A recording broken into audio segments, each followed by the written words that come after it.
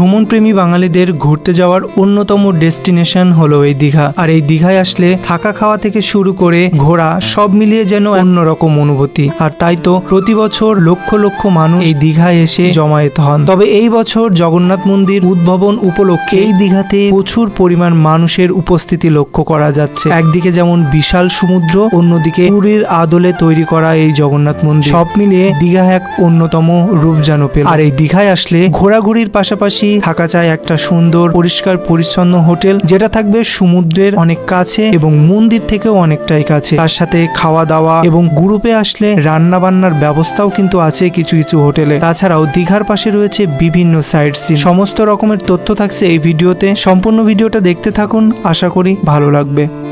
আপনারা যদি ট্রেনে আসেন তাহলে প্রথমে চলে আসুন হাওড়া স্টেশন এবং সেখান থেকে সাতটাগাছি ধরে চলে আসুন দীঘাতে। ভাড়া ওই 45 টাকা মতো। আর আপনারা যদি চান বাসে করে আসবেন সেটাও কিন্তু সম্ভব। আপনারা প্রথমে চলে আসুন ধর্মতলা, সেখান থেকে বিভিন্ন ধরনের বাসে করে দীঘায় আসতে পারেন। তবে এসি বা নন এসির ভাড়া ডিপেন্ড করে সিজন অনুযায়ী। তবে নর্মালি 350 থেকে বাস ভাড়া স্টার্ট, আর সময় লাগবে মাত্র 5 ঘন্টার মতো। আর আমি যেহেতু বাসে এসেছিলাম এই জন্য আমি ওল্ড দীঘা তেল পাম্পের এখানে নেমেছিলাম। তোমরা যখন দীঘায় আসবে বাসে করে, বিশেষ করে যখন আসবে তখন কিন্তু তোমাদের এই ওল্ড দীঘায় যদি নামতে চাও তখন কিন্তু তোমাদের এই পাম্পের এখানে নামাবে। মানে তোমরা যখন বাসে করে এখানে আসবে, তো এখান থেকে মেইনলি স্টার্ট হলো ওল্ড দীঘা। তো বন্ধুরা, যেহেতু আমরা দীঘায় চলে এসেছি এই জন্য আমাদের অবশ্যই থাকার জন্য একটা হোটেল প্রয়োজন। তো আমরা সেখান থেকে 2 মিনিট হেঁটেই চলে এলাম হোটেল আশীর্বাদের এখানে। তো আমরা আছি 4th ফ্লোরে, তো আমরা আছি 3rd ফ্লোরে।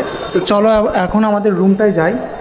তো এখন আমরা এখান থেকে এলাম, এসে এই যে হচ্ছে আমাদের রুম। তো এই যে দেখতেই পাচ্ছ এটা হচ্ছে আমাদের রুম। তো রুমটা দেখতে পাচ্ছি একদম সাজানো গোছানো কিন্তু একটা রুম। তো তোমরা এখানে দেখতে পাচ্ছ একটা এখানে টিভি, এলইডি টিভি দেওয়া আছে, আর এখানে একটা আলমারি টাইপের রয়েছে, আর ডেকোরেশনটা খুবই ভালো, একটা ফ্যান রয়েছে। আর এটা কিন্তু নন এসি, এখানে এসি নেই। আর এখানে একসাথে কিন্তু 2 জন থাকার জন্য একটা উপযুক্ত রুম বলা যায়। দেখতে পাচ্ছ সমস্ত রকম ফ্যাসিলিটিস কিন্তু এখানে আছে। এখানকার যে ওয়াশরুম বা বাথরুমের অবস্থাটা ঠিক কেমন আছে। তো প্রথমে যে ডোরটা রয়েছে, ডোরটার থেকে সোজাসুজি বাথরুম। তো বাথরুমের ভিতর ঢুকলাম, এখানে কিন্তু একেবারে নিট অ্যান্ড ক্লিন বাথরুম। তো এখানে কমোড রয়েছে, আর এখানে শাওয়ার আছে, মানে স্নান করার যাবতীয় সমস্ত। তোমরা যদি দীঘার সমুদ্র থেকে স্নান করে না এসে তোমরা কিন্তু এখানেও স্নান করতে পারো, সেই ফ্যাসিলিটিস কিন্তু বলা যায় একেবারে ক্লিন। আর এটা হচ্ছে ব্যালকনি, আমি চলে এলাম ব্যালকনিতে।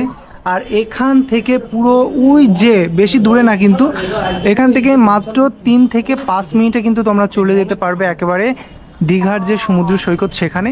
মানে দেখতে পাচ্ছ একদম কাছে, ওই যে দূরে দেখা যাচ্ছে এখান থেকে দীঘার যে সমুদ্র সৈকত সেটা দেখা যাচ্ছে।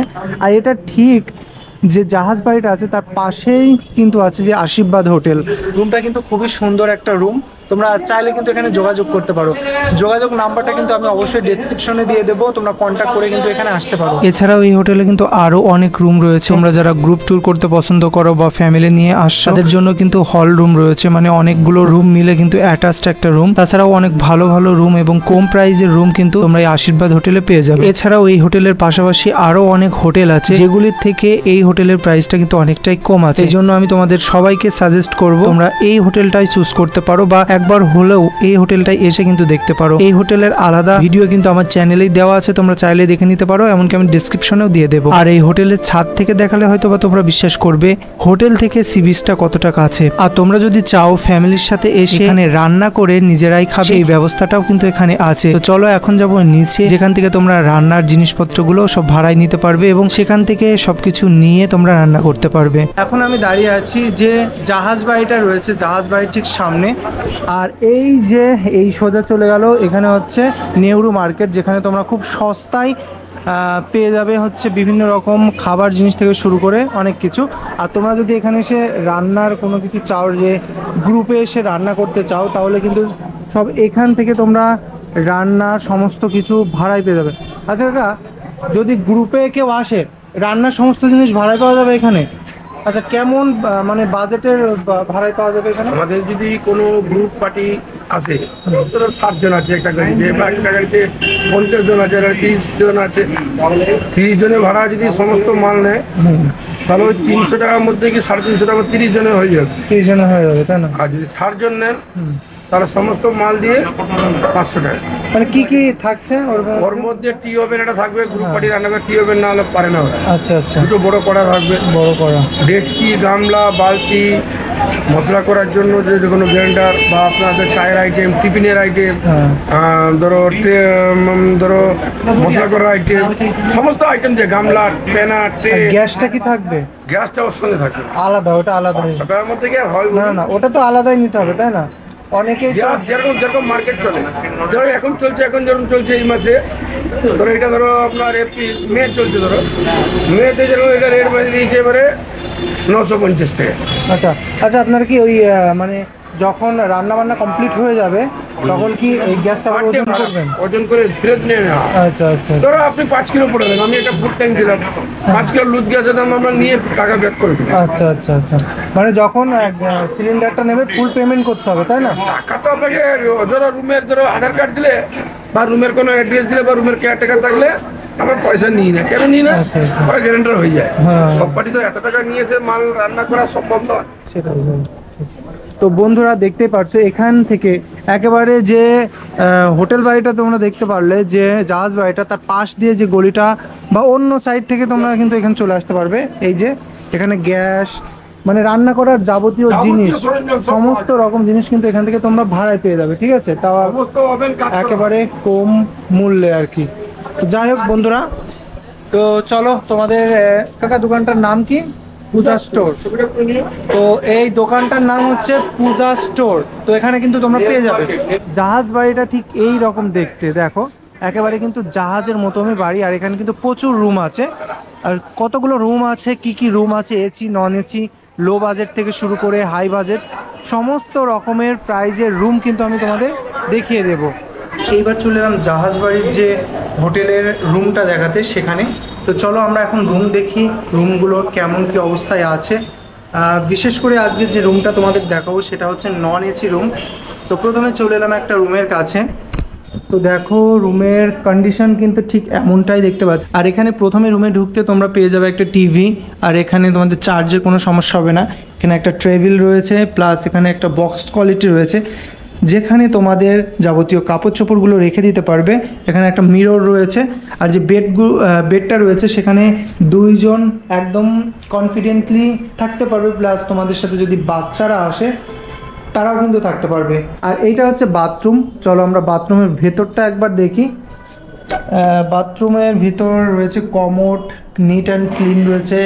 এই যে কমোড একটা বাথরুম রয়েছে, আর বাইরে কিন্তু বেসিন রয়েছে, আর ভেতরে কিন্তু শাওয়ারও আছে সম্ভবত। এই যে শাওয়ার রয়েছে, তো ভেতরে কিন্তু শাওয়ারের ব্যবস্থাও আছে। আর বাইরে কিন্তু আছে এই বেসিনের এখানে মিরর রয়েছে, প্লাস সাথে কিন্তু ইনক্লুড একটা বারান্দা রয়েছে। দেখো বারান্দার থেকে তোমরা এই ভিউটা পেয়ে যাবে।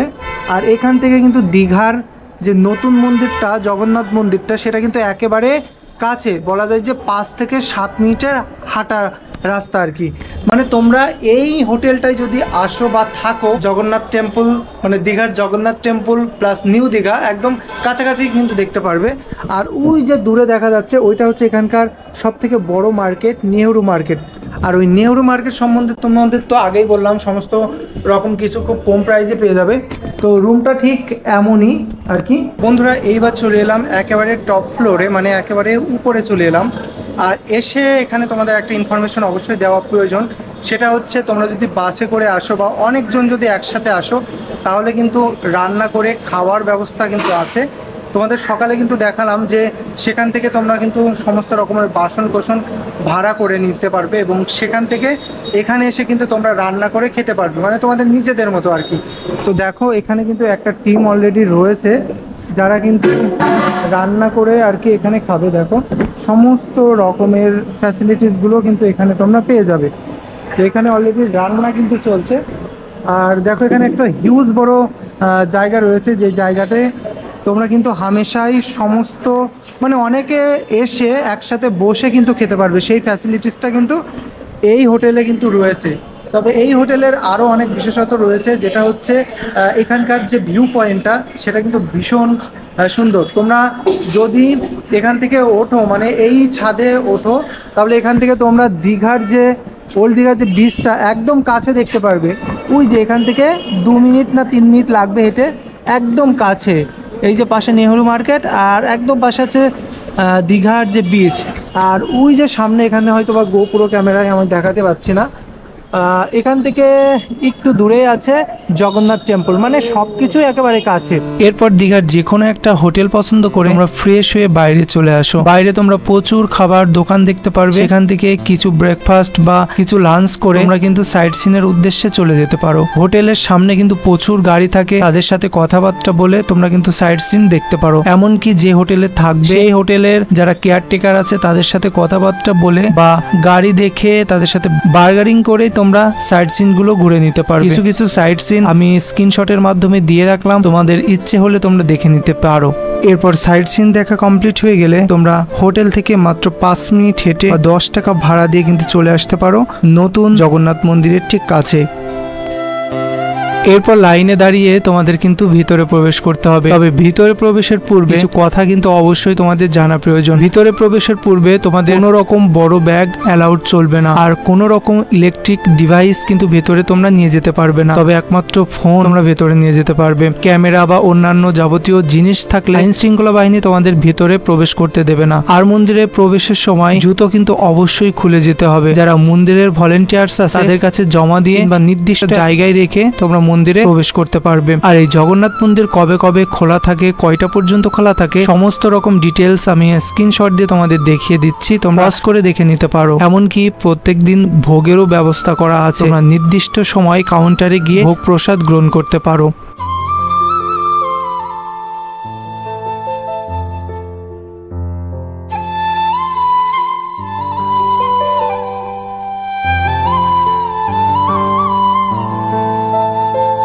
এরপর মন্দিরটা ভালো করে পরিদর্শন করে দিন চলে আসো নিউ দীঘাতে।